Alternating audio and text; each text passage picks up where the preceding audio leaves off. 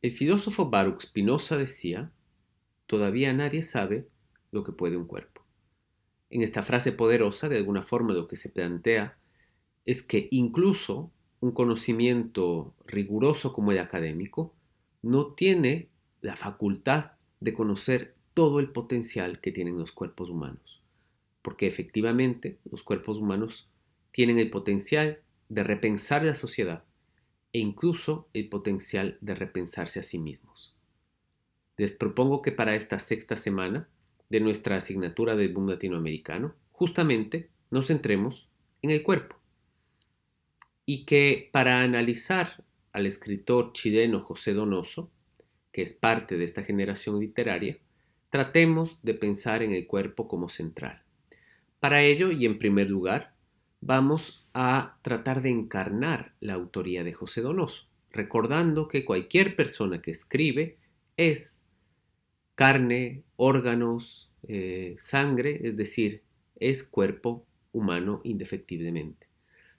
Y en tal virtud lo que intentaremos hacer es pensar cómo esa complejidad corporal de alguna forma va apareciendo en los textos literarios sin que sea esto una cuestión automática ni matemática de decir una persona que habita este cuerpo escribe de esta forma. Ese no es el objetivo de esta clase, ni creo que hay posibilidad de hacer una aseveración así. Pero lo que sí podemos tratar de hacer es entender cómo se va encarnando un autor, es decir, cómo a través de diferentes lecturas se va creando un determinado tipo de autor o una determinada tipo de autora, perdón, y que esta encarnación autorial de hecho tiene que ver con algunas cuestiones importantes. Para ello, por ejemplo, hablaremos de una enfermedad que tuvo José Donoso, que es una enfermedad relacionada con el estómago y que marcó buena parte de su propia creación literaria. Al mismo tiempo hablaremos de cómo, a partir de los escritos de su hija, en una novela en una biografía, perdón, que escribió en torno a su padre, aparecen unas posibles derivaciones de deseos homoeróticos en el autor, lo cual también cambió la forma de percibir a esa autoría. Es decir, cómo de alguna forma no podemos pensar en la construcción de autor si no atendemos a esa carne, a los deseos de esa carne, a las posibilidades de esa carne, a las imposibilidades de esa carne. En segundo lugar, me interesa que abordemos la novela El lugar sin límites de este autor que ustedes tendrán que leer y que tiene a un personaje central, perdón, que es la Manuela, que nuevamente nos permite pensar desde el cuerpo y sobre todo desde un cuerpo que empieza a desafiar algunas normativas sociales que creemos son las correctas, que históricamente han sido las habituales, por lo menos en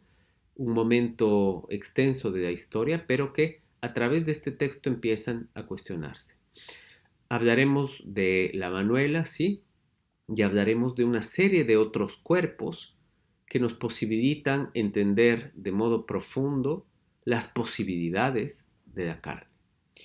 Para esto tienen que recordar que si bien esta no es una clase de género, esta es una clase del boom latinoamericano, nos ubicamos en la etapa actual.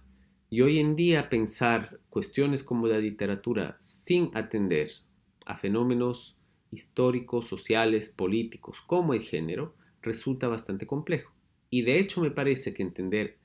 la intricada autoría de este autor chileno no es posible si no es a partir de comprender algunos de estos mandatos de género.